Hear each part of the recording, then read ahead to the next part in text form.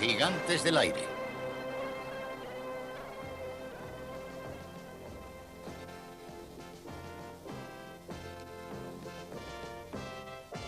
A lo largo de la historia de la aviación, las aeronaves se han empleado como bestias de carga.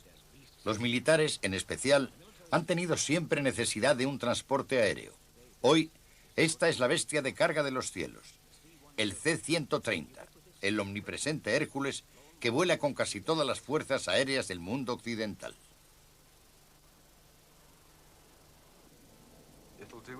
Hace todo lo que le pides. Es un aeroplano muy seguro desde el punto de vista de un piloto y se maneja muy bien.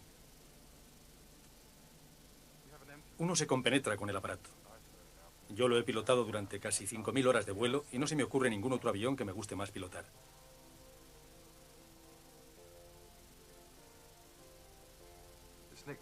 Lo conocemos como Albert el Gordo, tanto en la RAF como en el resto del mundo.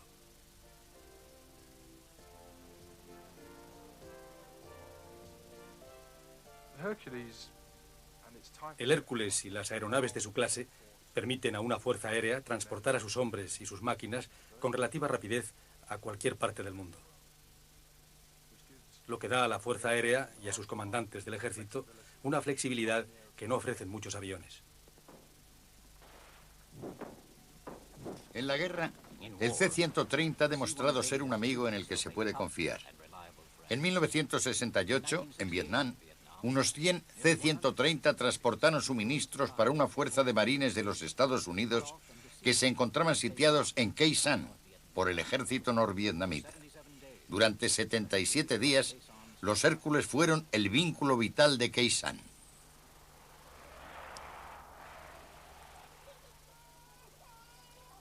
El C-130 ha probado su temple también en La Paz. Durante el hambre de Etiopía, miles de familias estaban muriéndose de hambre. Necesitaban comida de modo desesperado y la necesitaban urgentemente. Al principio, nuestra misión en Etiopía consistía en transportar grano desde el puerto de Asabe hasta 2 pistas de aterrizaje de McCallian Action. Más tarde ampliamos esta misión para usar el avión hasta el límite de su capacidad y arrojar comida desde el aire. Y así pudimos acercarnos a la gente que más necesitaba la comida y que estaban atrapados en las montañas. El terreno es increíble. Estamos hablando del Gran Cañón a una escala fantástica.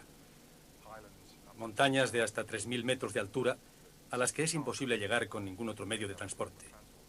Y desde luego no en el tiempo en que llegábamos nosotros. Nosotros podíamos transportar 20 toneladas de grano en un vuelo de 3/4 de hora de duración. Y ese mismo viaje le llevaría a un camión 2 semanas. Yo dirigí la misión. Sabía lo que se esperaba de nosotros. Lo que teníamos que hacer parecía bastante simple. Volar a 4,5 metros del suelo con 4 toneladas de grano. Soltar el grano, dar la vuelta y volver a repetir la operación. Cuando llegamos al Ashibar West, a 3.000 metros sobre el nivel del mar, nos encontramos que en la zona en la que teníamos que echar el grano había un barranco de 60 metros. Lo que quiere decir que situarse a 4,5 metros del lugar exacto mientras sobrevolábamos el barranco era difícil. Sentimos una gran alegría cuando el navegante puso la luz roja. Empujamos la carga hacia la parte de atrás del avión y luego, con la luz verde encendida, la arrojamos al vacío.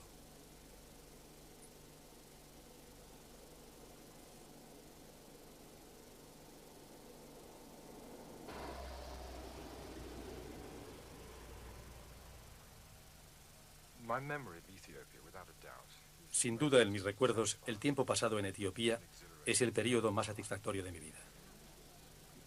Fuimos allí y tuvimos la oportunidad de hacer algo. A los 5 días de llegar, sabíamos que la gente recibía la comida que les echábamos. Podíamos verlos comer.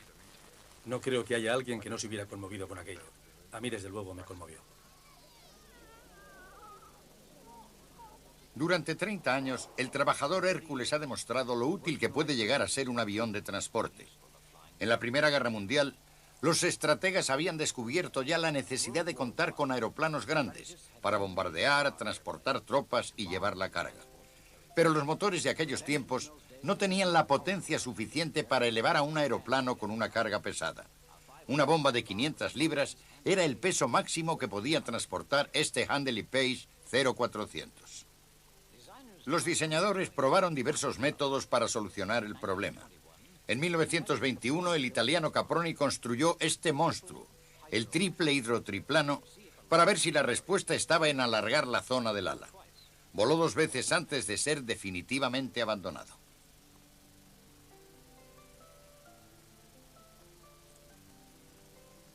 Por el momento, la aeronave dirigible era el único transporte aéreo práctico, y los alemanes eran los líderes con sus Zeppelins. Pero en 1929, un antiguo diseñador de Zeppelins, Claude Dornier, creyó que el futuro estaba en los barcos voladores y diseñó este, el DOX, el aeroplano más largo que se había visto en el mundo. Dado que los motores no tenían mucha potencia, esta aeronave llevaba 12 motores. El DOX realizó varios viajes impresionantes a través del Atlántico. Por dentro tenía mucho espacio y un servicio de hotel de lujo.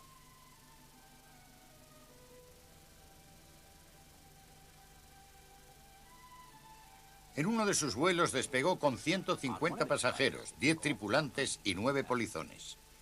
Pero su diseño era poco práctico. Cargado a tope, solo podía volar a una altitud de 150 metros. Era imposible explotarlo con fines comerciales y solo se construyeron 3.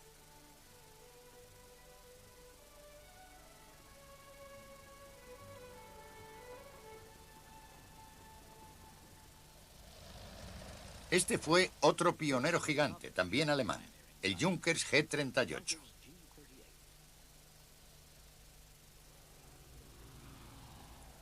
Contaba con algunas características nuevas, como las cabinas en las alas para pasajeros, pero necesitaba tanta potencia para elevarse que, a pesar de su tamaño, solo podía transportar 34 personas.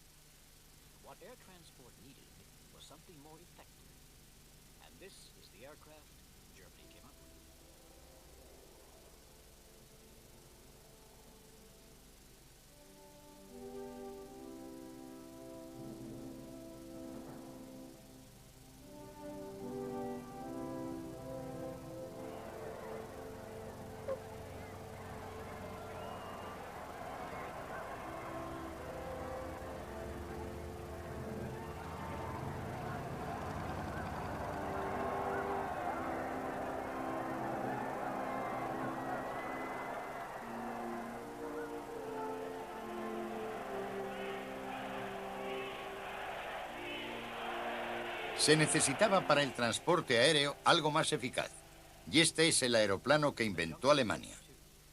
El Junkers 52, llamado en alemán Tante Ju o Tía Junkers, que fue una de las más famosas aeronaves de transporte.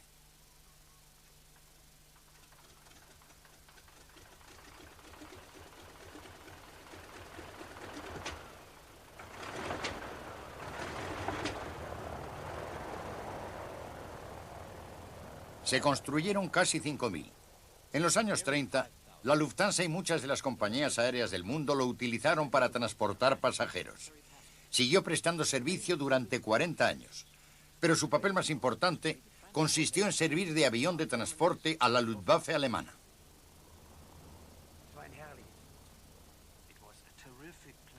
Era un avión maravilloso. Estaba construido totalmente de metal. Y era un avión tan seguro que como piloto tenías la impresión de encontrarte en una cómoda limusina. Para un piloto apasionado, era maravilloso pilotar este avión, aunque fuera en tiempos de peligro. Podías confiar en él, era muy seguro. Se pilotaba a ciegas y no necesitabas una gran pista para aterrizar.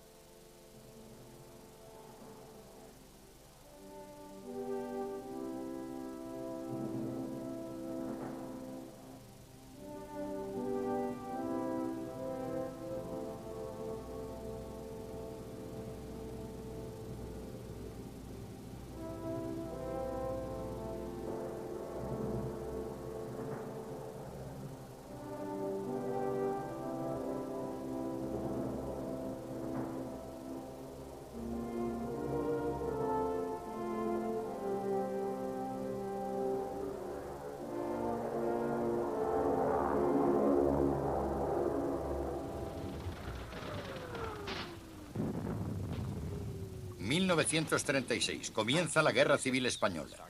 El mundo vio por primera vez el impacto decisivo del transporte aéreo. Los Junkers 52 transportaron 10.000 combatientes marroquíes desde África a España para ayudar a Franco, lo que fue de gran importancia para el curso de la guerra. 6 años después, los Junkers tomaron parte en otra revolución militar, en la batalla de Creta.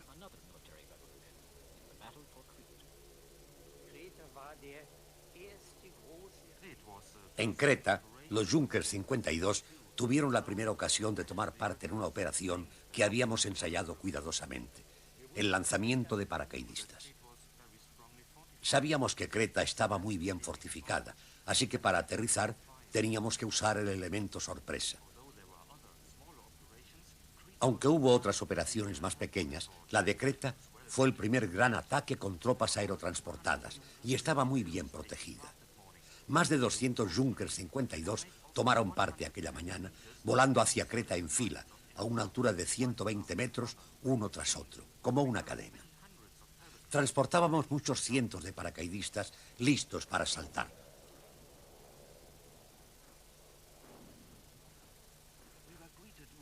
Nos recibieron con una lluvia de fuego. Los ingleses nos disparaban desde todos los lados. Fue una experiencia terrible. La batalla fue encarnizada. Los alemanes soltaron a 3.000 paracaidistas que después de una lucha terrible consiguieron controlar el aeropuerto. Entonces llegaron por aire 20.000 soldados más para asegurar la victoria. Pero 170 Junkers 52 fueron derribados en el transcurso de la operación. A pesar de su fuerza, el avión no era lo bastante grande como para transportar las armas y los blindados que son imprescindibles en una batalla moderna. Este era el equivalente aliado de los Junkers 52. Es el C-47, la versión militar del DC-3. Se construyeron 10.000 transportes de estos y algunos siguen aún prestando servicio en la actualidad.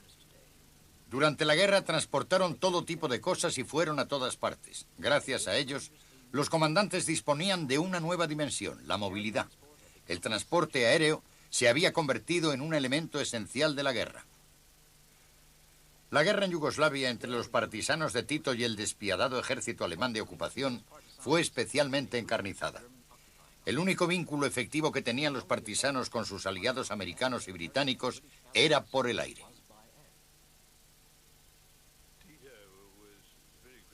Tito se sintió muy agradecido por toda la ayuda que pudimos prestarle, echando suministros desde los aviones, atacando desde el aire y sobre todo evacuando por el aire a los heridos y a veces a los civiles que se encontraban mal. Los alemanes mataban por principio a todos los partisanos heridos que podían capturar, y eso implicaba que los partisanos tenían que llevarse con ellos a sus heridos, lo que les privaba de su movilidad, que es una de las cosas más importantes en una guerra de guerrillas. Las aeronaves aliadas despegaban desde sus bases del sur de Italia y llegaron a ser conocidas como la Fuerza Aérea de los Balcanes.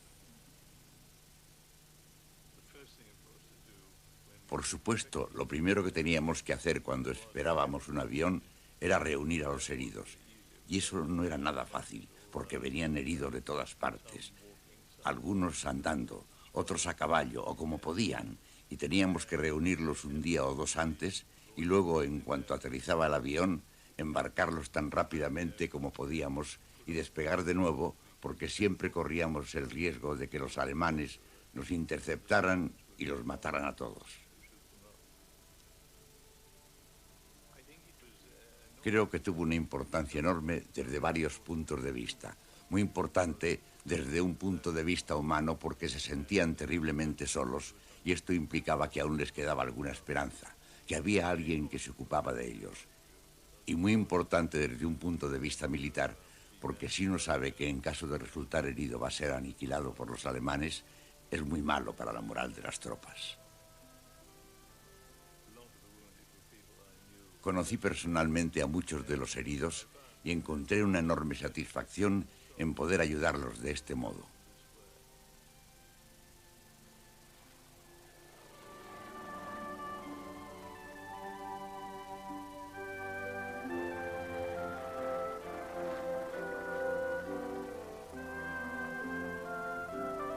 There's no doubt at all that No tengo la menor duda de que lo que hicimos por evacuar heridos y demás es algo que los yugoslavos recordarán siempre y por lo que siempre nos estarán agradecidos, y que ha servido de base para una sólida relación de amistad entre nuestros dos países.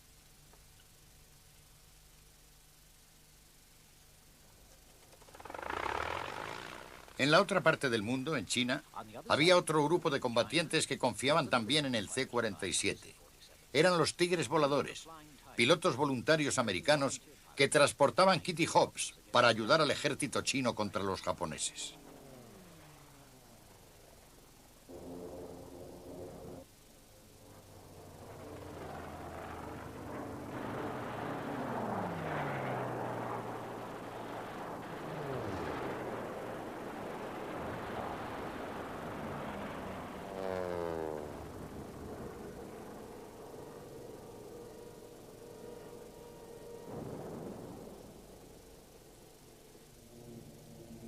El único modo de proporcionar comida, municiones y equipo a estos pilotos era transportarlo por aire desde la India. Las carreteras estaban en manos de los japoneses. Eso implicaba un largo vuelo hasta China, por encima de la cordillera del Himalaya. Lo llamaban volar sobre las jorobas y, naturalmente, el primer avión elegido para llevar a cabo esta difícil tarea fue el C-47. Cuando salimos de la India estábamos a 1200 metros y hacía calor. Llevábamos caquis y nuestras chaquetas de cuero. Y por supuesto, al subir a mucha más altitud, la temperatura llegaba hasta por debajo de 0 grados. Y hacía tanto frío que uno tenía que sentarse encima de las manos para conservarlas calientes. El C-47 cumplió su misión hasta que nos trajeron otra aeronave mejor. Pero no era el avión ideal, porque la potencia se terminaba antes de poder llegar a la altitud deseada. Era un avión construido para volar por debajo de los 3000 metros, y volábamos a 5000 o 5500 transportando 2500 kilos de carga. En un día despejado la cordillera era preciosa, pero si pensaras que podías verte obligado a saltar en paracaídas, lo que le ocurrió a más de uno, y salir de allí andando, podía ser horrible. Los C-47 fueron al fin reemplazados por otra aeronave más grande, el C-46.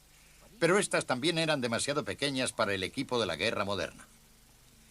En aquella época, los alemanes eran los únicos que habían desarrollado la tecnología necesaria para construir auténticos aviones de gran tamaño, y ya habían construido otro gigante.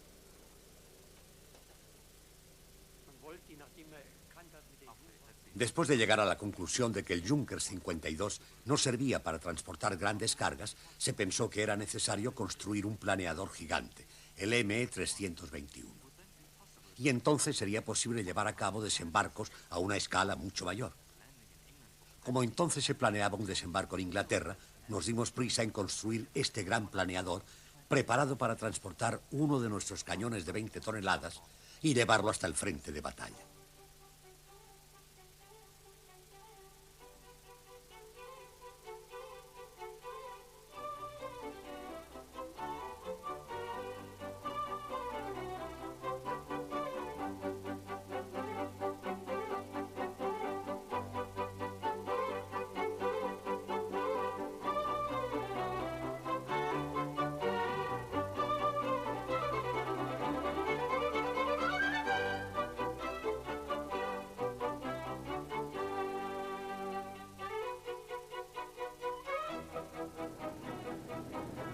El Messerschmitt 321 era tan grande que se necesitaban 3 aviones para arrastrarlo y tenía balancines debajo de las alas para ayudarlo a despegar.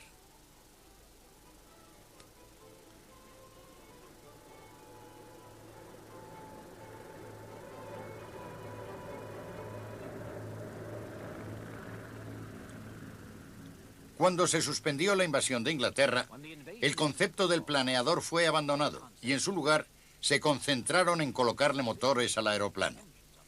Primero probaron con 4, pero no resultaron ser lo bastante potentes para elevar al monstruo. Al final, necesitaron 6. Lo llamaron Gigante y se construyeron 200.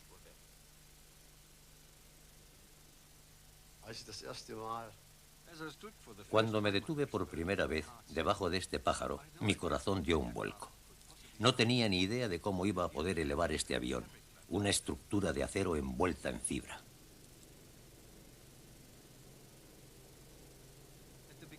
Al principio yo no tenía mucha fe en él, y lo mismo les ocurría a todos mis camaradas. Pero pronto cambiamos de opinión, y poco a poco creció nuestra confianza en el aeroplano. Era una aeronave muy buena que funcionaba muy bien. El avión transportaba un máximo de 18 toneladas.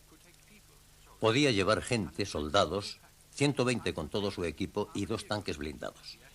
Cañones antiaéreos con cureñas para los cañones, combustible, por supuesto, y todo tipo de pequeños vehículos de transporte. Casi todo lo que el aeroplano anterior no podía transportar a causa de su tamaño y de su peso.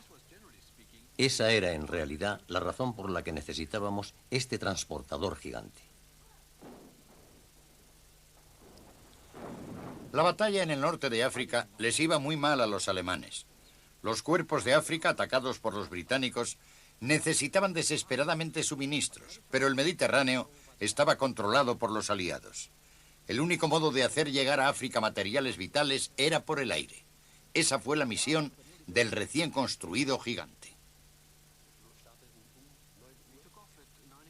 Despegamos a las 9 en punto hora local en dirección oeste al nivel de Roma y luego giramos hacia Cerdeña y Argelia.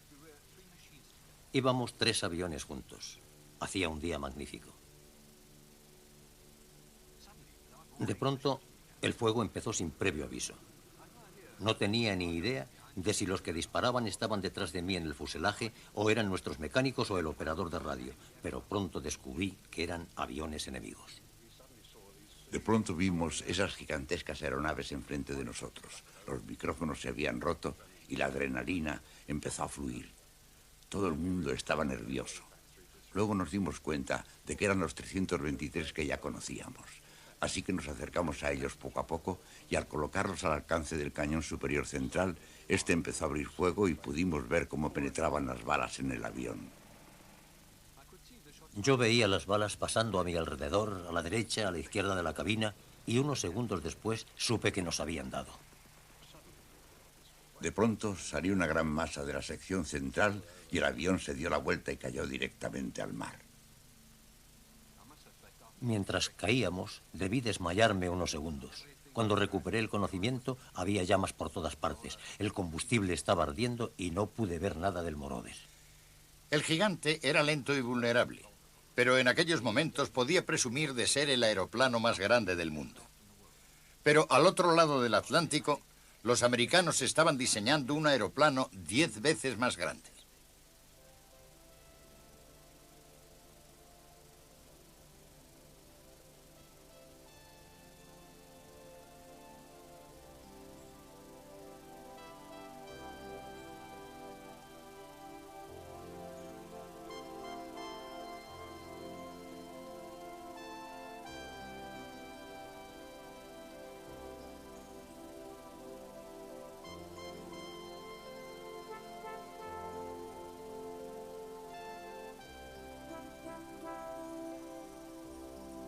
Su objetivo era construir un aeroplano que pudiera transportar tropas y tanques sobre el Atlántico, donde los submarinos alemanes estaban infligiendo mucho daño a los convoyes aliados.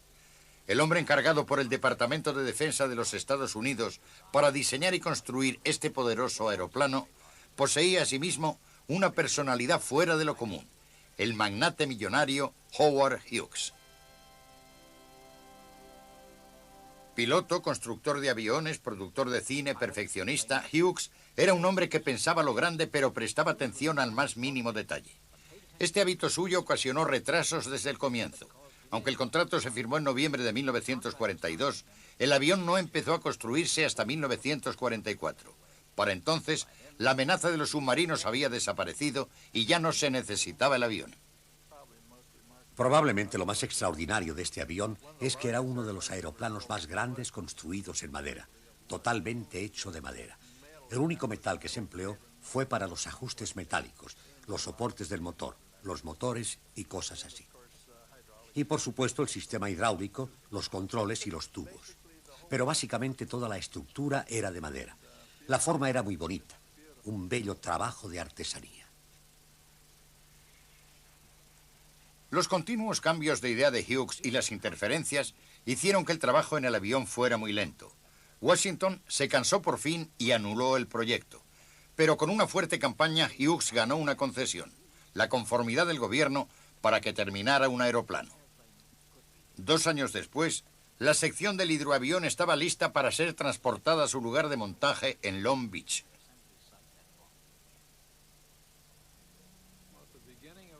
En primer lugar, el equipo que lo transportaba era la tripulación más eficiente que había visto nunca. No tenían que hablar unos con otros. Parecía que todos ellos sabían exactamente lo que tenían que hacer.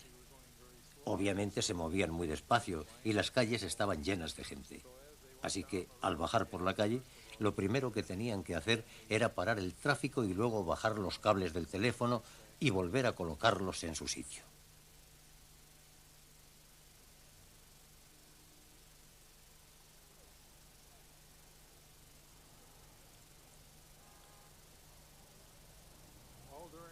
Durante el trayecto nadie daba órdenes. La tripulación sabía exactamente lo que tenía que hacer. Todo salió a la perfección.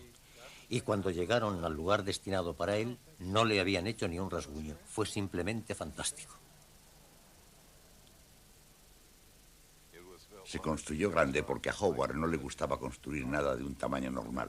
Tenía que ser siempre lo más grande o lo más pequeño, lo más rápido o lo más lento.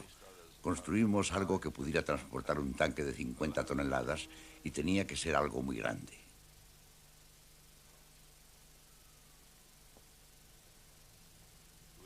Era un perfeccionista, pero le costaba decidirse. Quería seguir probando hasta estar seguro de que hacía lo mejor. Se pasaba horas y horas sentado en la cabina comprobándolo todo para que el panel de instrumentos tuviera el aspecto exacto que buscaba. Pero como hombre, a mí me gustaba mucho trabajar con él. Los continuos retrasos enojaron a Washington. La construcción se había tragado vastas sumas de dinero público. Hughes fue llamado a declarar ante un comité del Senado. Su presidente, el senador Brewster, estaba en pie de guerra. Jure solemnemente sobre el asunto que investiga este comité. Pero enfrente de las cámaras de cine, Howard Hughes se sentía en buena forma para luchar. Senador, ¿puedo hacerle una pregunta? Ahora espere hasta que consiga una citación judicial para el señor Mars. Le he preguntado si puede usted o no conseguir que venga. Y usted ha dicho que no lo sabe. No recuerdo si mi respuesta ha sido esa. Sí, esa ha sido su respuesta. No lo recuerdo. Bórrelo del acta. Vamos, señor Hughes. Le estoy preguntando cuál fue su respuesta. Y no vamos a seguir perdiendo el tiempo de este modo. Está usted ante este comité y va a responder a la pregunta. Usted acaba de preguntarme por una respuesta mía. Y mi respuesta es que no la recuerdo. Se lo preguntaré de nuevo. ¿Puede usted traer aquí esta tarde a las 2 al señor Mars? No, no creo que pueda. Pues intente traerlo. No, creo que no lo intentaré. He puesto todo mi interés en este asunto. Mi reputación depende de él y he declarado varias veces que si fracasa, es muy probable que deje este país para no volver nunca. Y lo digo en serio. El 1 de noviembre de 1947, el hidroavión gigante estuvo por fin terminado. Hughes se dispuso a sacarlo en raíles. Al avión se le llamó oficialmente Hércules, pero todo el mundo lo conocía por el Ganso Elegante.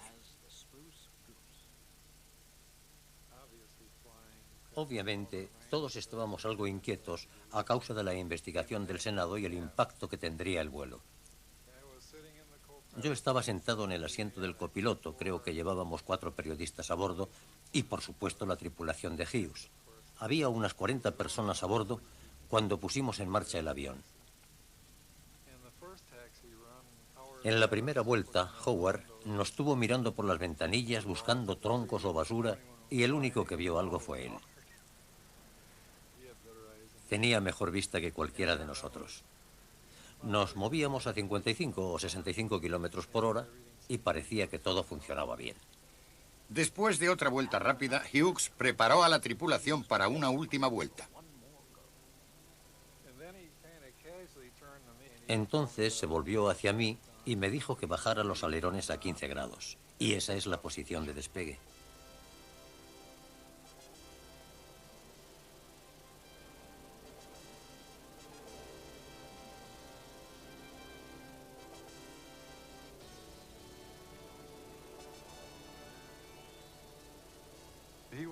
Al elevarnos se sintió muy sorprendido, pero se recuperó rápidamente de la sorpresa y llevó a cabo un amerizaje perfecto. Cuando tocamos el agua, sus primeras palabras fueron: muchachos, esos alerones lo hacen subir de veras.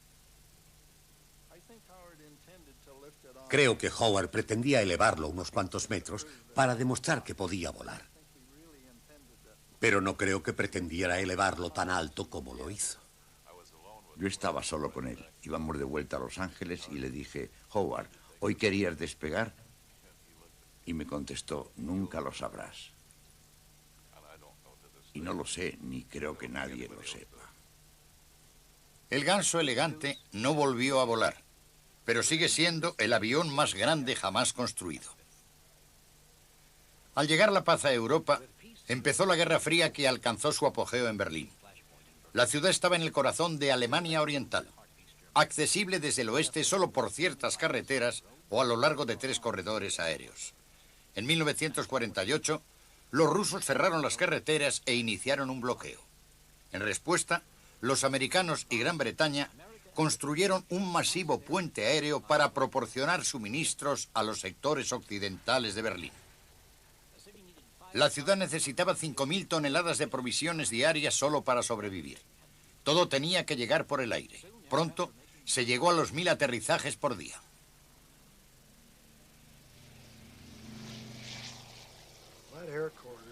Ese corredor aéreo era como una autopista en pleno atasco. Despegabas y sabías que detrás de ti había una cadena de aeronaves que, igual que tú, iban en una fila continua. Si hacías un giro que te permitiera mirar hacia abajo, podías ver un flujo continuo de aeroplanos despegando. Y delante de ti podías ver aviones por encima y por debajo. Y sabías que era muy importante mantener tu velocidad en el aire o tendrías problemas por algún lado. La primera vez que llegué a Berlín era de día. Y al mirar la ciudad desde el aire fue algo extraordinario, porque tenía el aspecto de un cementerio de edificios. Había proyectiles y restos de edificios y podías ver los cimientos desde el techo y, bueno, la devastación era algo para lo que yo no estaba preparado.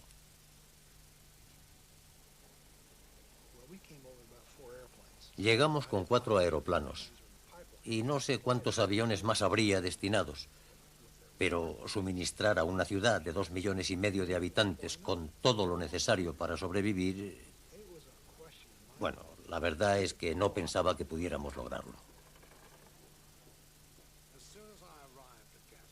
En cuanto llegué a Gatow, fui destinado a la parte del contingente británico que operaba, junto con los americanos, en el radar de vigilancia especial. El radar indicaba un flujo continuo de aeronaves a los aeródromos posibles y los ayudaba a mantener una frecuencia de aterrizajes de 1 cada 90 segundos. Mantengan la presente altitud y diríjanse al vector 315.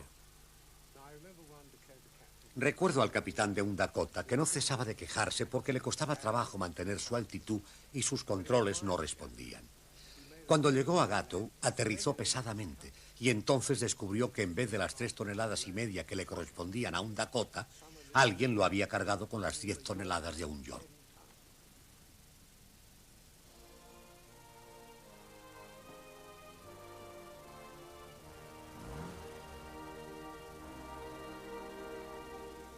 Los aeroplanos entraban en la ciudad por los corredores del norte y del sur y salían por el corredor occidental. Aterrizaban en uno de los 3 aeropuertos del sector occidental o en los lagos de Berlín. El programa era muy ajustado. Los aviones despegaban y aterrizaban en una cadena ininterrumpida. Si un piloto perdía su oportunidad, no tenía una segunda. Tenía que alejarse inmediatamente. A veces, las cosas salían mal.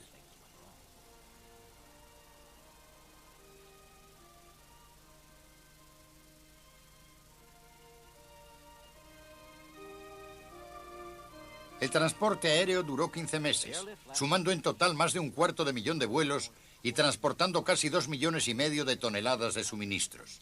Fue un gran éxito. Obligó a los rusos a levantar el bloqueo y elevó la moral de los berlineses, siendo el inicio de una nueva relación entre los vencedores y los vencidos.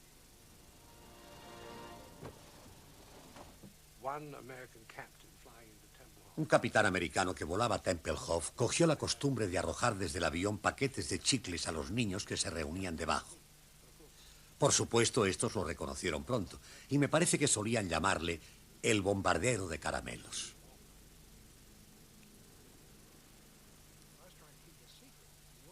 Yo intentaba mantenerlo en secreto porque estaba prohibido arrojar cosas desde los aviones. Arrojar bombas puede que esté bien, pero caramelos o chicles no. Yo sabía que para que los chicos pudieran verlas, tenía que arrojar las cosas en paracaídas, así que cogí un pañuelo normal y construí un paracaídas con él. Ataba los caramelos y los chicles a las cuerdas, los enrollaba y luego los arrojaba disparando una luz. Así es como llegué a ser conocido como el bombardero de caramelos. Los británicos enviaron todo tipo de cosas y los americanos también. Se me terminaron los pañuelos y la gente me los mandaba a cajas. Y los chicos de Berlín me devolvieron los que yo les arrojé para que volviera a lanzarlos. La prensa internacional había dicho que yo era soltero, lo cual en aquel momento era cierto. Y cuando se enteraron empezaron a llegarme pañuelos perfumados, de encaje negro. Recibí toda clase de pañuelos. Un día aterrizamos y había chicos a lo largo de toda la pista. No sé cómo habían sabido que llegaba, pero me hicieron algunas preguntas y me identificaron enseguida. Salieron de detrás de las vallas y ocuparon toda la pista.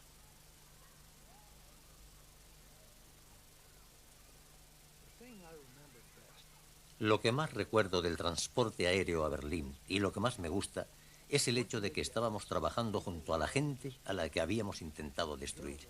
Ahí estábamos, en Berlín, el escenario de los bombardeos más devastadores. Los británicos, americanos y franceses trabajábamos para salvarle la vida a la gente a la que habíamos intentado destruir.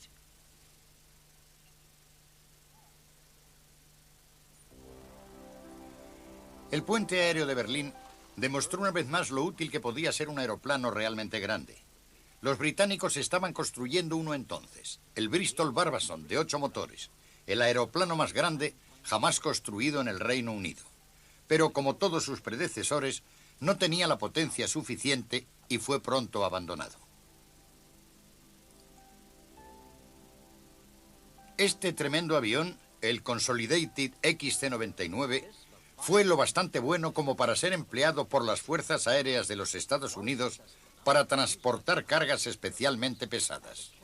Pero solo se construyó uno.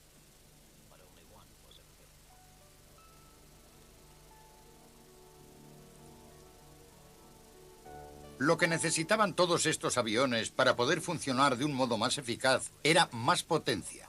Y finalmente la consiguieron con la invención del motor a reacción.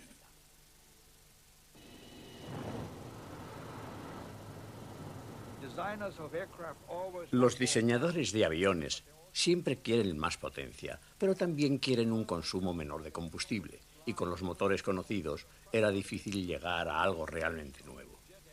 Pero el invento del motor a reacción fue el modo ideal de proporcionar una potencia increíblemente mayor, aunque también un consumo más alto de combustible. El J-79 fue el primer motor que disminuyó el consumo de combustible de un modo drástico, debido a que la cabina de aire comprimido del interior del motor era mucho más potente. 20 años de experimentación con el motor a reacción habían producido un motor que solucionaba el problema de la potencia y permitió crear una nueva generación de grandes aeroplanos.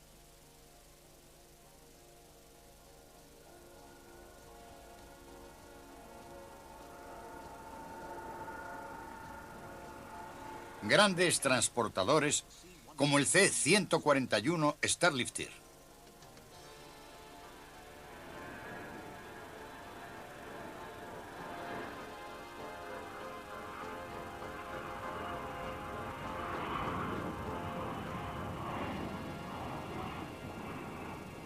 El 141 fue un aeroplano importantísimo porque era la primera vez que diseñamos un transportador aéreo estratégico y militar. La era del motor a reacción nos trajo lo que llevábamos tanto tiempo buscando. Velocidad, largo alcance, cargas pesadas. Eso es lo que necesita un transportador y eso es lo que nos proporcionó la era del reactor. El 141 fue el primer avión a reacción diseñado para realizar un trabajo de transporte militar. Es una máquina soberbia. Al igual que el Ganso elegante, el C-141 fue diseñado para proporcionar un transportador capaz de cruzar el Atlántico. Con el tiempo, se convirtió en un puente aéreo sobre el Pacífico, al transportar a jóvenes americanos a la guerra de Vietnam y traerlos de vuelta, vivos, en camillas o muertos.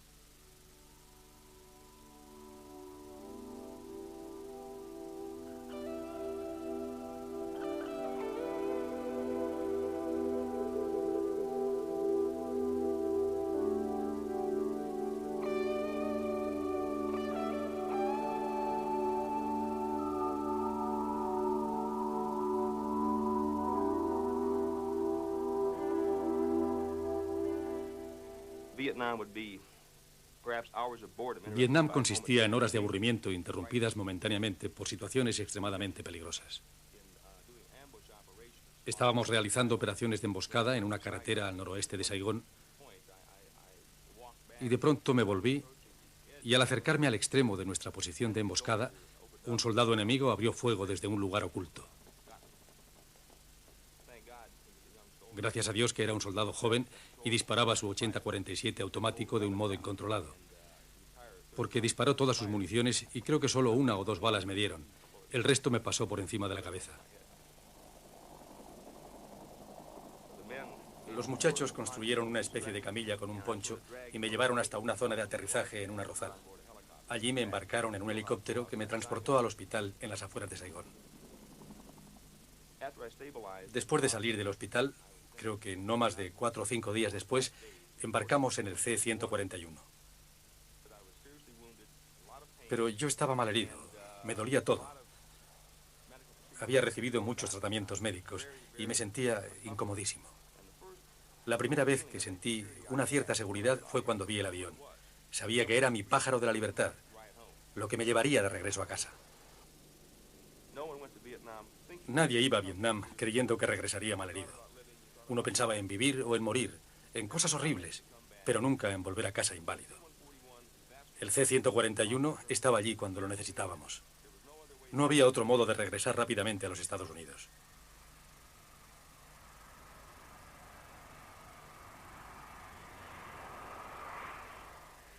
Creo que el error más extendido sobre Vietnam era que entrar en combate era lo más difícil. No es cierto. Lo más difícil era regresar a casa.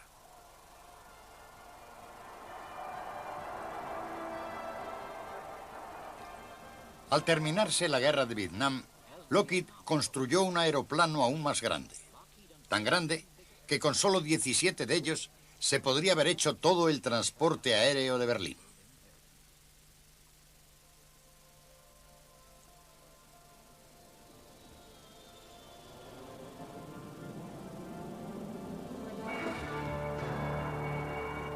El C-5 Galaxy.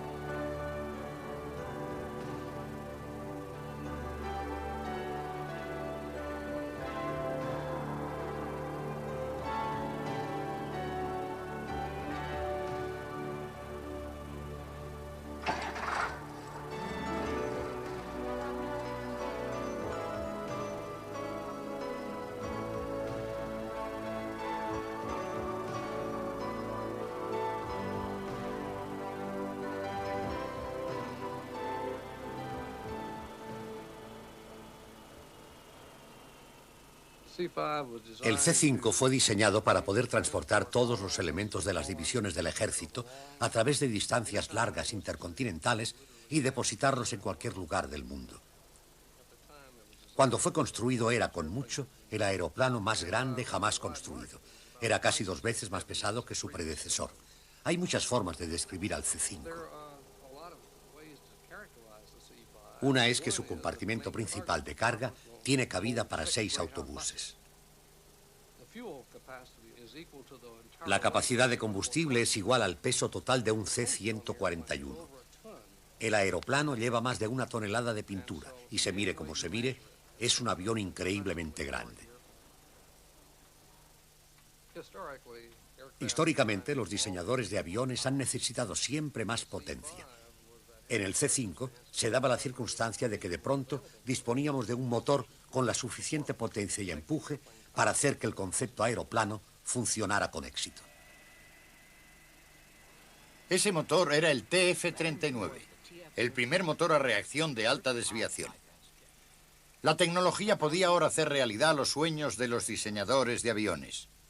Sin la tremenda potencia de estos nuevos motores, el C-5 habría necesitado 12 reactores normales y sufrido todos los problemas del pasado.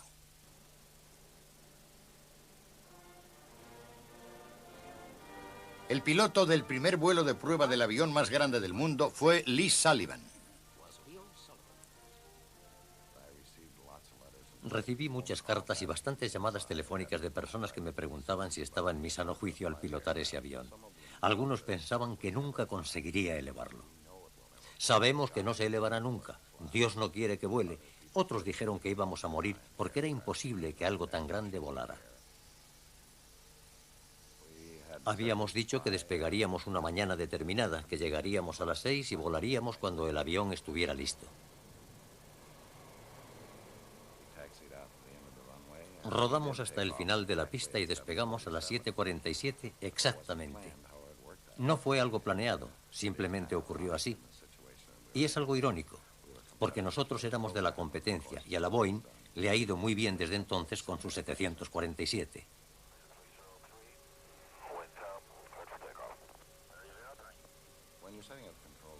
Cuando uno está sentado frente a los controles al final de la pista, piensa lo mucho que supone esto para el futuro de la compañía y le sudan las manos un poco. Luego enciende los controles y se dispone a despegar.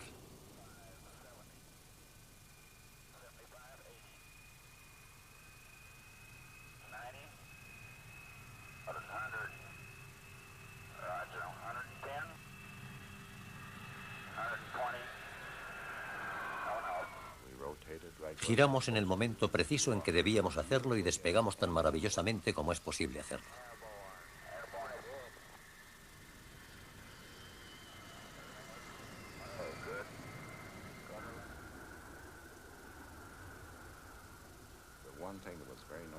Lo más significativo era la suavidad y la facilidad con la que volaba.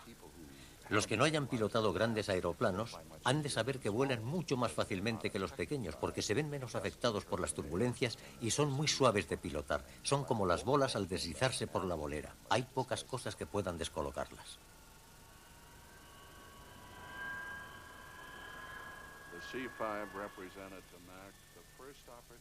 Para las Fuerzas Armadas, el C-5 representaba la primera oportunidad de transportar fuerzas de combate junto con su equipo y llevarlas hasta el lugar de la batalla.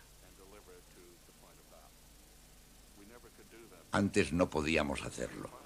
Así que el C-5 nos dio la oportunidad de decir: bien, Ejército de los Estados Unidos, Marina, Fuerzas Aéreas, os trasladaremos junto a todo el equipo de combate que necesitéis y luego suministraremos lo que haga falta.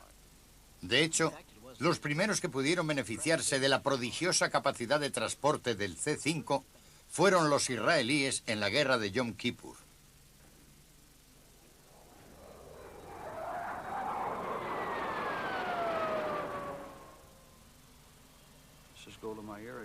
La señora Golda Meir, entonces la primera ministra, vino a ver a nuestro presidente y le pidió ayuda porque sus fuerzas armadas estaban combatiendo en una batalla de desgaste que iban a perder sin duda.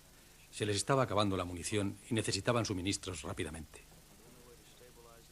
El único modo de ayudarlos era llevarles equipo y gente que se asegurara de que las fuerzas combatientes no iban a ser vencidas.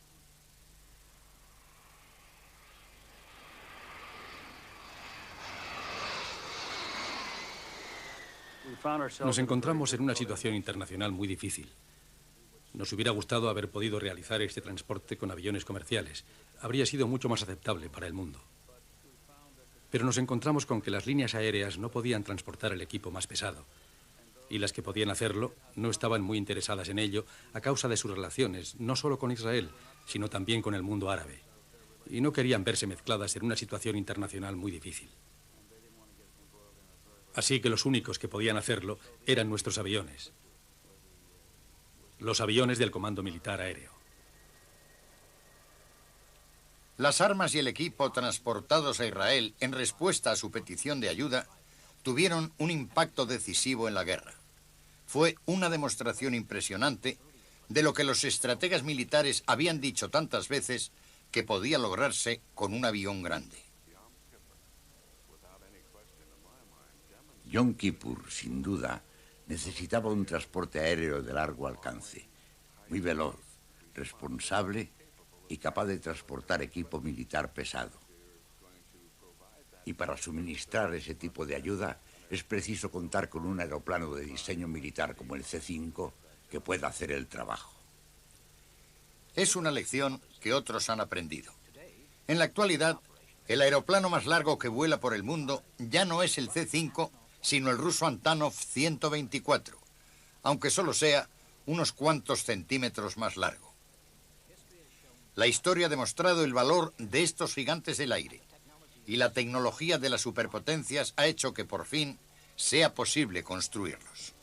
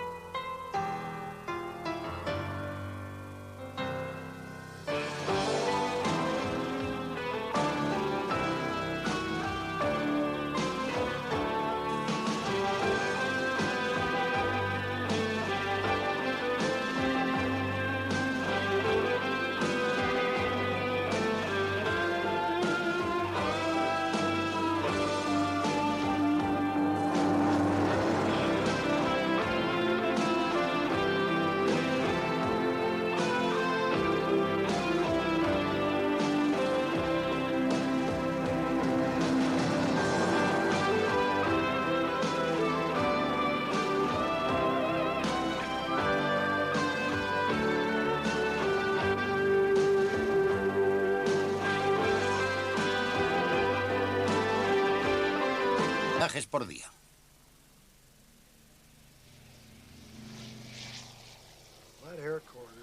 Ese corredor aéreo era como una autopista en pleno atasco. Despegabas y sabías que detrás de ti había una cadena de aeronaves que igual que tú iban en una fila continua. Si hacías un giro que te permitiera mirar hacia abajo, podías ver un flujo continuo de aeroplanos despegando. Y delante de ti podías ver aviones por encima y por debajo. Y sabías que era muy importante mantener tu velocidad en el aire o tendrías problemas por algún lado. La primera vez que llegué a Berlín era de día. Y al mirar la ciudad desde el aire fue algo extraordinario, porque tenía el aspecto de un cementerio de edificios. Había proyectiles y restos de edificios y podías ver los cimientos desde el techo y, bueno, la devastación era algo para lo que yo no estaba preparado.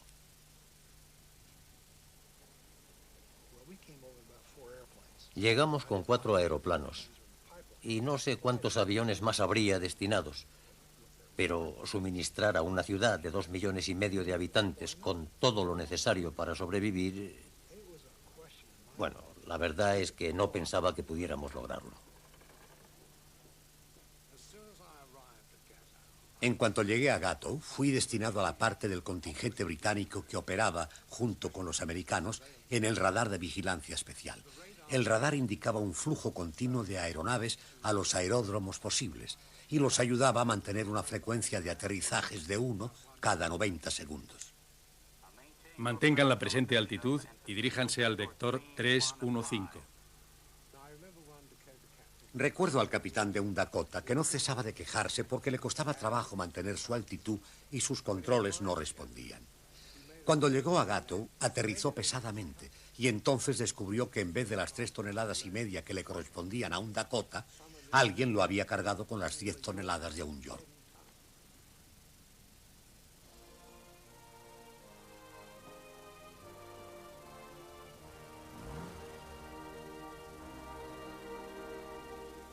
Los aeroplanos entraban en la ciudad por los corredores del norte y del sur y salían por el corredor occidental.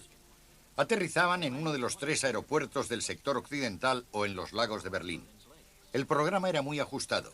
Los aviones despegaban y aterrizaban en una cadena ininterrumpida. Si un piloto perdía su oportunidad, no tenía una segunda. Tenía que alejarse inmediatamente. A veces, las cosas salían mal.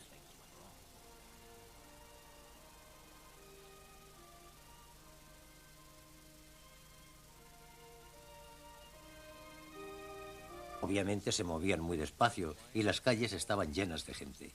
Así que, al bajar por la calle, lo primero que tenían que hacer era parar el tráfico y luego bajar los cables del teléfono y volver a colocarlos en su sitio.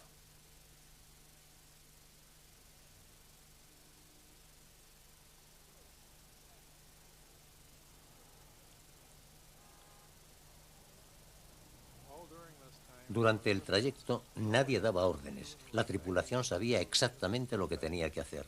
Todo salió a la perfección. Y cuando llegaron al lugar destinado para él, no le habían hecho ni un rasguño. Fue simplemente fantástico. Se construyó grande porque a Howard no le gustaba construir nada de un tamaño normal. Tenía que ser siempre lo más grande o lo más pequeño, lo más rápido o lo más lento. Construimos algo que pudiera transportar un tanque de 50 toneladas y tenía que ser algo muy grande.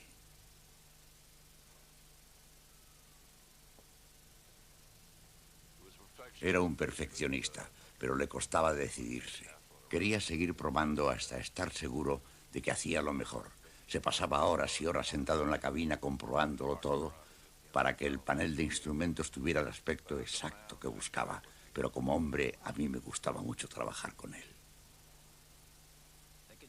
Los continuos retrasos enojaron a Washington. La construcción se había tragado vastas sumas de dinero público. Hughes fue llamado a declarar ante un comité del Senado. Su presidente, el senador Brewster, estaba en pie de guerra.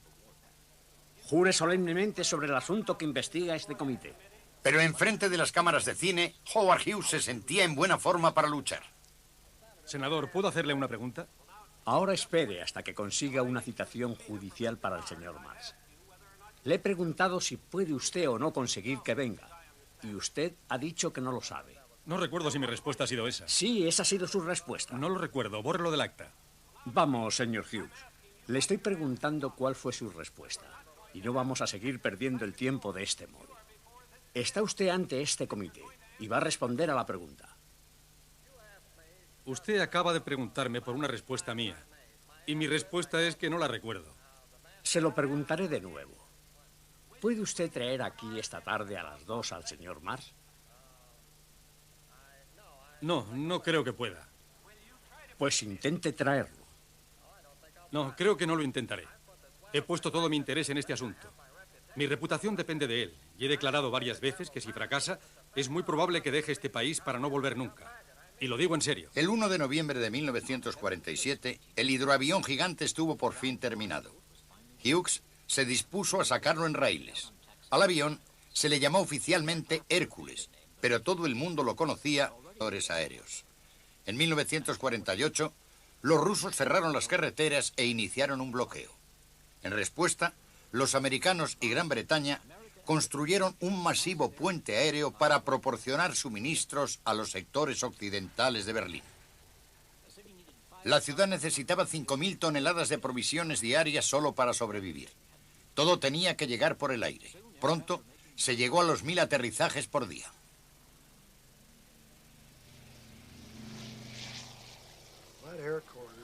Ese corredor aéreo era como una autopista en pleno atasco.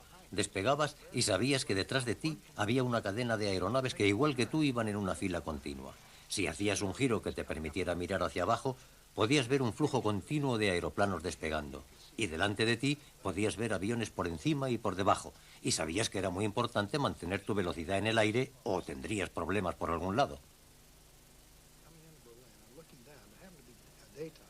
La primera vez que llegué a Berlín era de día, y al mirar la ciudad desde el aire fue algo extraordinario, porque tenía el aspecto de un cementerio de edificios. Había proyectiles y restos de edificios y podías ver los cimientos desde el techo y, bueno, la devastación era algo para lo que yo no estaba preparado.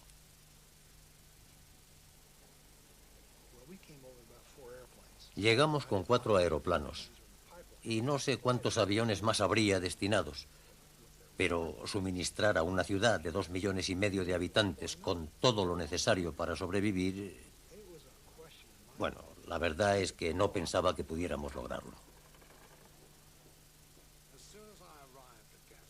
En cuanto llegué a Gatow, fui destinado a la parte del contingente británico que operaba, junto con los americanos, en el radar de vigilancia especial.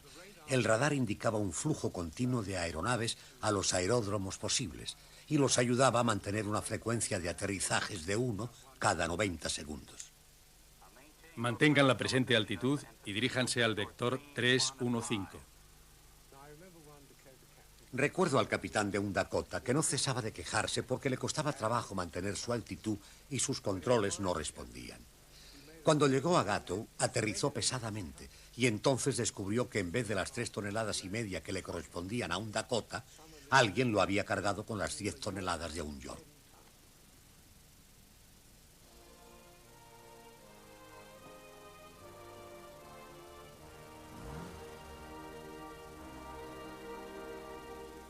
Los aeroplanos entraban en la ciudad por los corredores del norte y del sur y salían por el corredor occidental. Aterrizaban en uno de los 3 aeropuertos del sector occidental o en los lagos de Berlín. El programa... Usted acaba de preguntarme por una respuesta mía, y mi respuesta es que no la recuerdo. Se lo preguntaré de nuevo. ¿Puede usted traer aquí esta tarde a las 2 al señor Mars? No, no creo que pueda. Pues intente traerlo. No, creo que no lo intentaré. He puesto todo mi interés en este asunto. Mi reputación depende de él, y he declarado varias veces que si fracasa, es muy probable que deje este país para no volver nunca. Y lo digo en serio. El 1 de noviembre de 1947, el hidroavión gigante estuvo por fin terminado. Hughes se dispuso a sacarlo en raíles. Al avión se le llamó oficialmente Hércules, pero todo el mundo lo conocía por el Ganso Elegante. Obviamente, todos estábamos algo inquietos a causa de la investigación del Senado y el impacto que tendría el vuelo. Yo estaba sentado en el asiento del copiloto, creo que llevábamos 4 periodistas a bordo y, por supuesto, la tripulación de Hughes. Había unas 40 personas a bordo cuando pusimos en marcha el avión. En la primera vuelta, Howard nos estuvo mirando por las ventanillas buscando troncos o basura y el único que vio algo fue él. Tenía mejor vista que cualquiera de nosotros. Nos movíamos a 55 o 65 kilómetros por hora y parecía que todo funcionaba bien. Después de otra vuelta rápida, Hughes preparó a la tripulación para una última vuelta. Entonces se volvió hacia mí y me dijo que bajara los alerones a 15 grados. Y esa es la posición de despegue.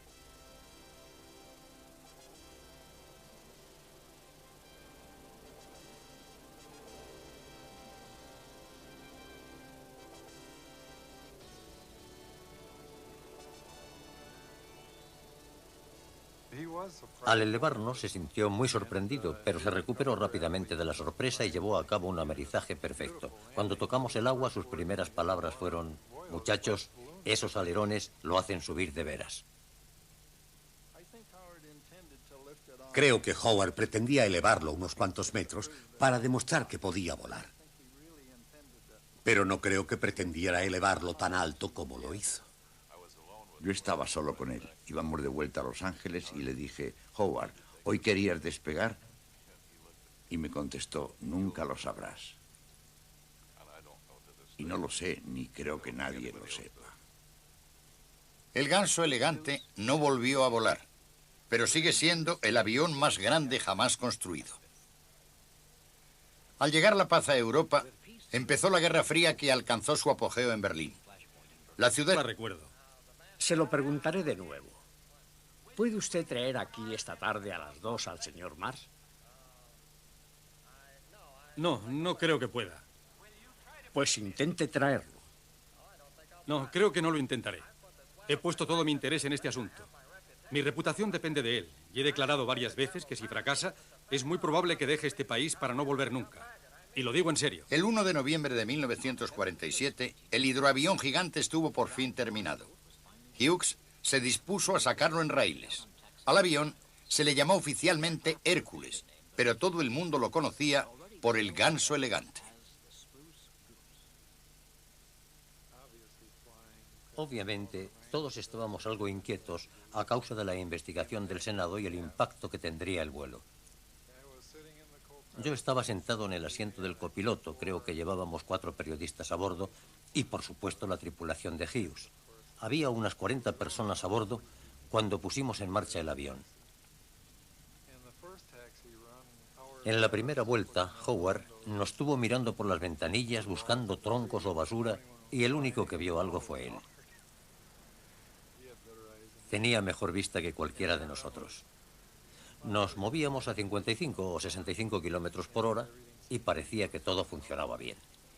Después de otra vuelta rápida, Hughes preparó a la tripulación para una última vuelta.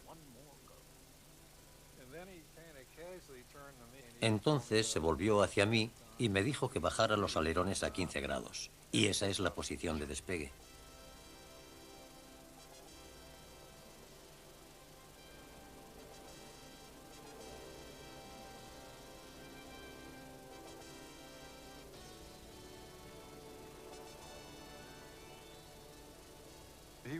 Al elevarnos se sintió muy sorprendido, pero se recuperó rápidamente de la sorpresa y llevó a cabo un amerizaje perfecto. Cuando tocamos el agua, sus primeras palabras fueron: muchachos, esos alerones lo hacen subir de veras. Creo que Howard pretendía elevarlo unos cuantos metros para demostrar que podía volar. Pero no creo que pretendiera elevarlo tan alto como lo hizo. Yo estaba solo con él. Íbamos de vuelta a Los Ángeles y le dije: Howard, ¿hoy querías despegar? Y me contestó: nunca lo sabrás.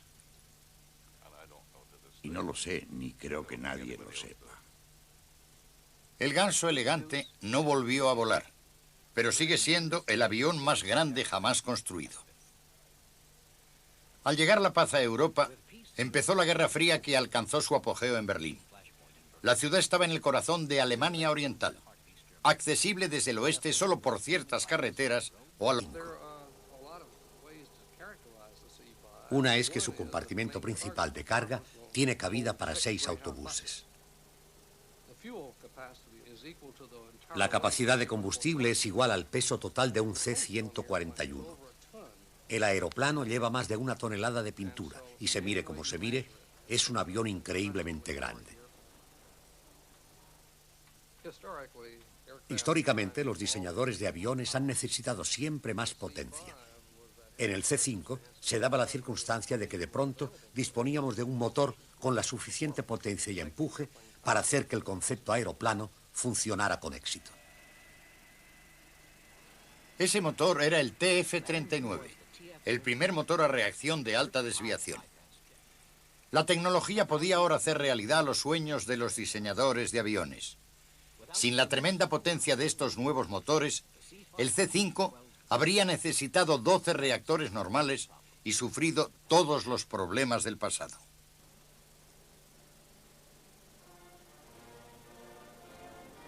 El piloto del primer vuelo de prueba del avión más grande del mundo fue Lee Sullivan. Recibí muchas cartas y bastantes llamadas telefónicas de personas que me preguntaban si estaba en mi sano juicio al pilotar ese avión. Algunos pensaban que nunca conseguiría elevarlo. Sabemos que no se elevará nunca. Dios no quiere que vuele. Otros dijeron que íbamos a morir porque era imposible que algo tan grande volara. Habíamos dicho que despegaríamos una mañana determinada, que llegaríamos a las 6 y volaríamos cuando el avión estuviera listo. Rodamos hasta el final de la pista y despegamos a las 7:47 exactamente. No fue algo planeado, simplemente ocurrió así. Y es algo irónico, porque nosotros éramos de la competencia y a la Boeing le ha ido muy bien desde entonces con su 747.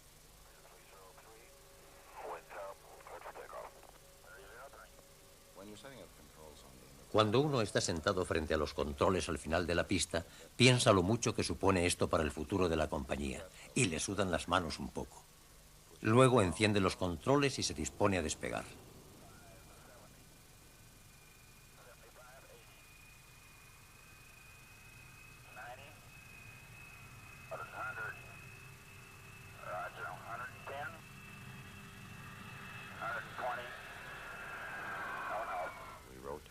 Giramos en el momento preciso en que debíamos hacerlo y despegamos tan maravillosamente como es posible hacerlo.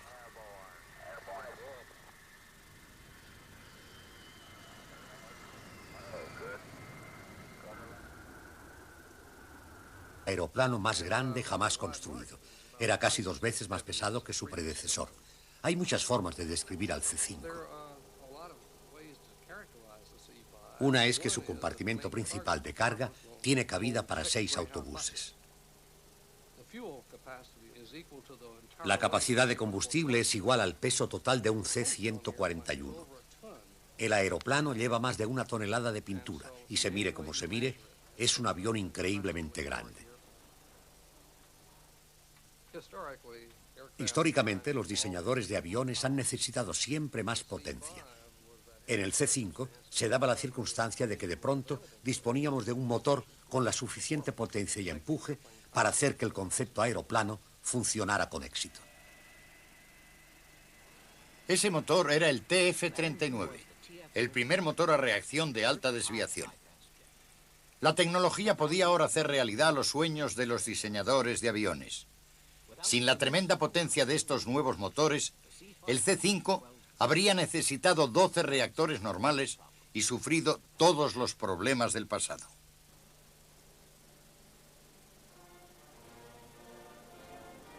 El piloto del primer vuelo de prueba del avión más grande del mundo fue Lee Sullivan. Recibí muchas cartas y bastantes llamadas telefónicas de personas que me preguntaban si estaba en mi sano juicio al pilotar ese avión. Algunos pensaban que nunca conseguiría elevarlo. Sabemos que no se elevará nunca. Dios no quiere que vuele. Otros dijeron que íbamos a morir porque era imposible que algo tan grande volara. Habíamos dicho que despegaríamos una mañana determinada, que llegaríamos a las 6 y volaríamos cuando el avión estuviera listo. Rodamos hasta el final de la pista y despegamos a las 7:47 exactamente. No fue algo planeado, simplemente ocurrió así.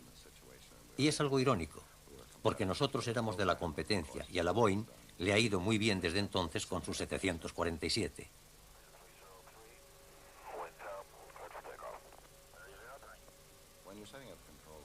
Cuando uno está sentado frente a los controles al final de la pista, piensa lo mucho que supone esto para el futuro de la compañía y le sudan las manos un poco. Luego enciende los controles y se dispone a despegar.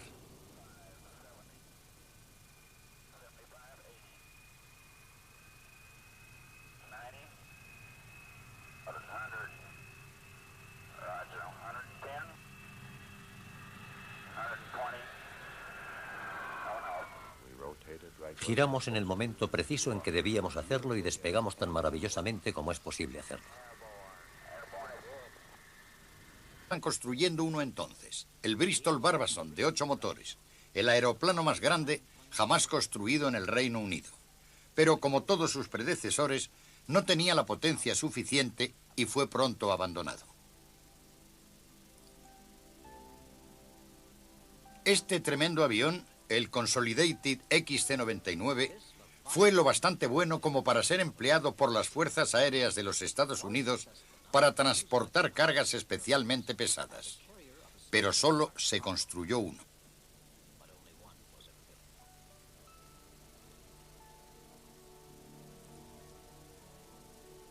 Lo que necesitaban todos estos aviones para poder funcionar de un modo más eficaz era más potencia. Y finalmente la consiguieron con la invención del motor a reacción.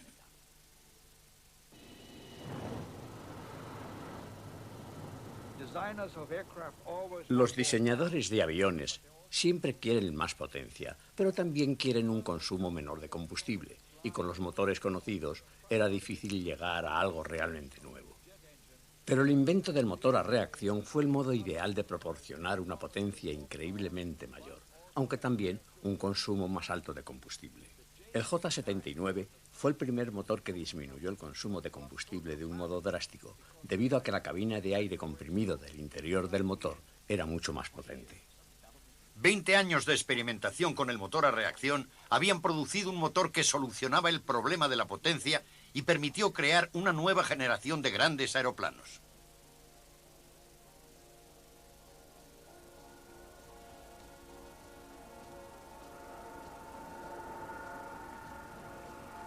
Grandes transportadores como el C-141 Starlifter.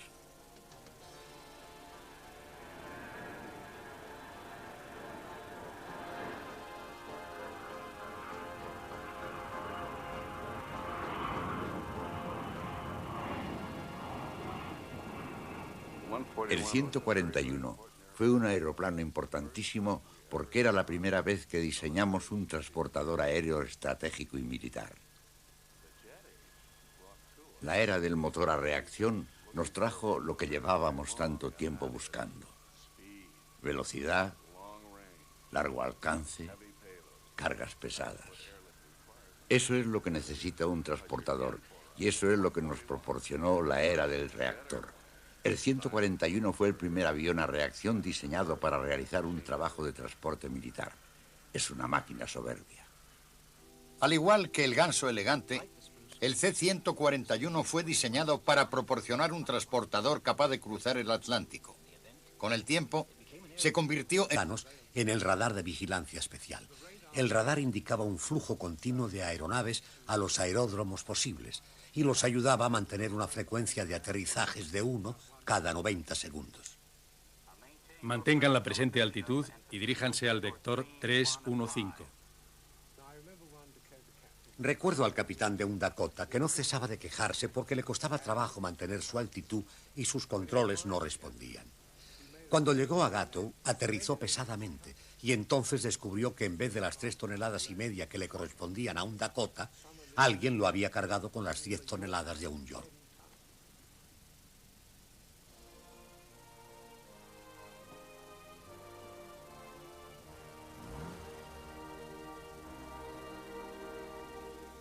Los aeroplanos entraban en la ciudad por los corredores del norte y del sur y salían por el corredor occidental. Aterrizaban en uno de los 3 aeropuertos del sector occidental o en los lagos de Berlín. El programa era muy ajustado. Los aviones despegaban y aterrizaban en una cadena ininterrumpida.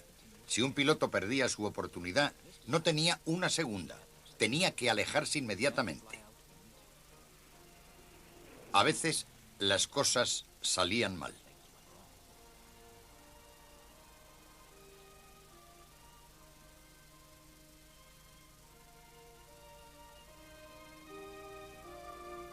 El transporte aéreo duró 15 meses, sumando en total más de 250.000 de vuelos y transportando casi 2,5 millones de toneladas de suministros.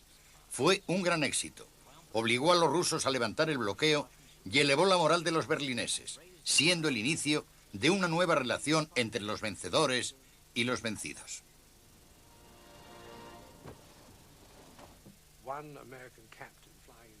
Un capitán americano que volaba a Tempelhof cogió la costumbre de arrojar desde el avión paquetes de chicles a los niños que se reunían debajo. Por supuesto, estos lo reconocieron pronto, y me parece que solían llamarle el bombardero de caramelos.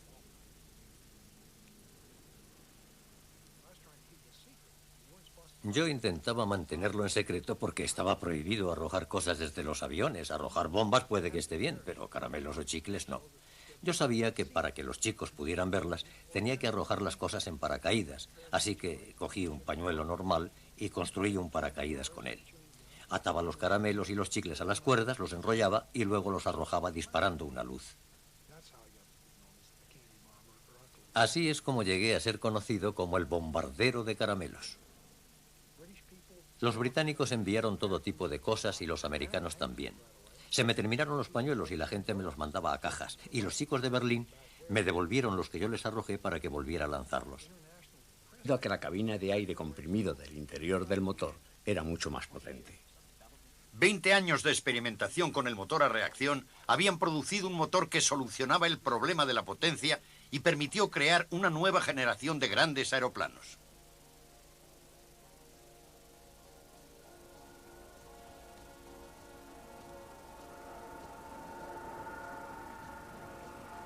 Grandes transportadores como el C-141 Starlifter.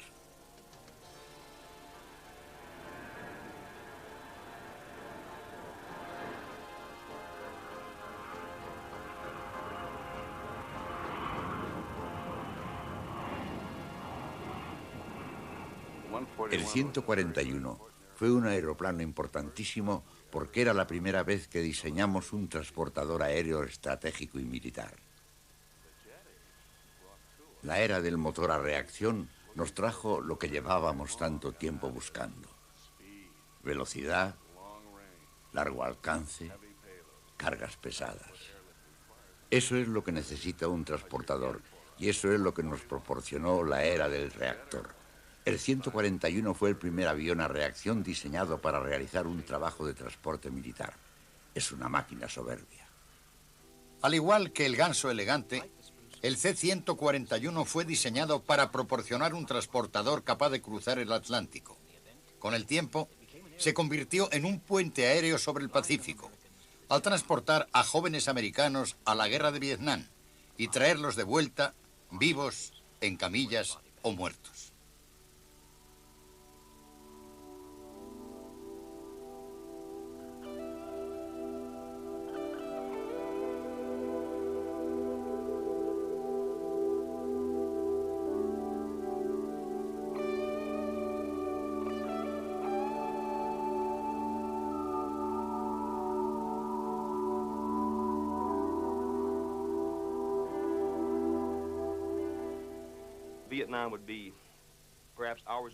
Vietnam consistía en horas de aburrimiento interrumpidas momentáneamente por situaciones extremadamente peligrosas. Estábamos realizando operaciones de emboscada en una carretera al noroeste de Saigón y de pronto me volví y al acercarme al extremo de nuestra posición de emboscada, un soldado enemigo abrió fuego desde un lugar oculto. Gracias a Dios que era un soldado joven y disparaba su 80-47 automático de un modo incontrolado. Porque disparó todas sus municiones y creo que solo 1 o 2 balas me dieron. El resto me pasó por encima de la cabeza. Los muchachos construyeron una especie de camilla con un poncho y me llevaron a... Cuando se suspendió la invasión de Inglaterra, el concepto del planeador fue abandonado y en su lugar se concentraron en colocarle motores al aeroplano.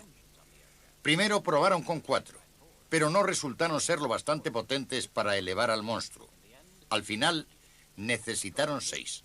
Lo llamaron Gigante y se construyeron 200.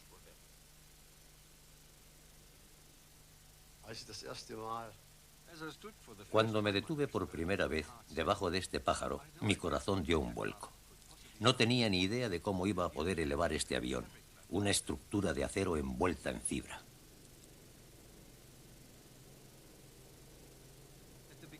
Al principio yo no tenía mucha fe en él, y lo mismo les ocurría a todos mis camaradas. Pero pronto cambiamos de opinión, y poco a poco creció nuestra confianza en el aeroplano. Era una aeronave muy buena que funcionaba muy bien. El avión transportaba un máximo de 18 toneladas. Podía llevar gente, soldados, 120 con todo su equipo y 2 tanques blindados. Cañones antiaéreos con cureñas para los cañones, combustible, por supuesto, y todo tipo de pequeños vehículos de transporte. Casi todo lo que el aeroplano anterior no podía transportar a causa de su tamaño y de su peso. Esa era, en realidad, la razón por la que necesitábamos este transportador gigante. La batalla en el norte de África les iba muy mal a los alemanes. Los cuerpos de África, atacados por los británicos, necesitaban desesperadamente suministros, pero el Mediterráneo estaba controlado por los aliados. El único modo de hacer llegar a África materiales vitales era por el aire. Esa fue la misión del recién construido gigante. Despegamos a las 9 en punto hora local en dirección oeste al nivel de Roma y luego giramos hacia Cerdeña y Argelia. Íbamos 3 aviones juntos. Hacía un día magnífico. De pronto, el fuego empezó sin previo aviso. No tenía ni idea de si los que disparaban estaban detrás de mí en el fuselaje o eran nuestros mecánicos o el operador de radio, pero pronto descubrí que eran aviones enemigos. De pronto vimos esas gigantescas aeronaves enfrente de nosotros. Los micrófonos se habían roto y la adrenalina empezó a fluir. Todo el mundo estaba nervioso. Luego nos dimos cuenta de que eran los 323 que ya conocíamos. Así que nos acercamos a ellos poco a poco y al colocarlos al alcance del cañón superior central, este empezó a abrir fuego y pudimos ver cómo penetraban las balas en el avión. Yo veía las balas pasando a mi alrededor, a la derecha, a la izquierda de la cabina, y unos segundos después supe que nos habían dado. Es igual al peso total de un C-141. El aeroplano lleva más de 1 tonelada de pintura y se mire como se mire, es un avión increíblemente grande. Históricamente, los diseñadores de aviones han necesitado siempre más potencia. En el C-5 se daba la circunstancia de que de pronto disponíamos de un motor con la suficiente potencia y empuje para hacer que el concepto aeroplano funcionara con éxito. Ese motor era el TF-39, el primer motor a reacción de alta desviación. La tecnología podía ahora hacer realidad los sueños de los diseñadores de aviones. Sin la tremenda potencia de estos nuevos motores, el C-5 habría necesitado 12 reactores normales y sufrido todos los problemas del pasado.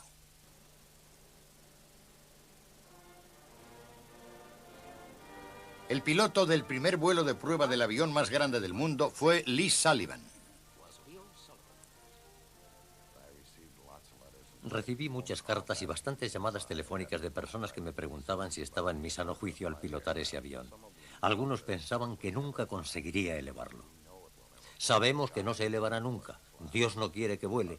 Otros dijeron que íbamos a morir porque era imposible que algo tan grande volara.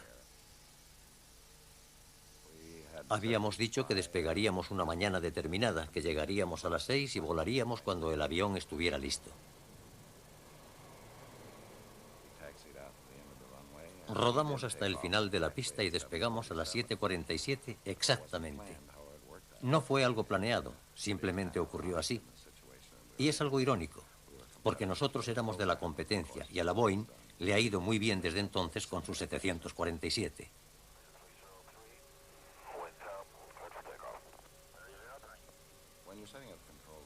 Cuando uno está sentado frente a los controles al final de la pista, piensa lo mucho que supone esto para el futuro de la compañía y le sudan las manos un poco. Luego enciende los controles y se dispone a despegar.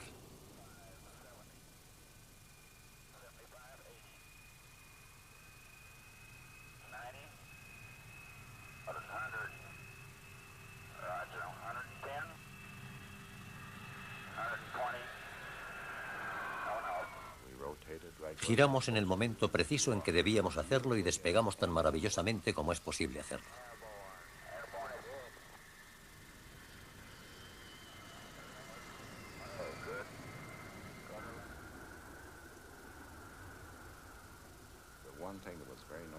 Lo más significativo era la suavidad y la facilidad con la que volaba.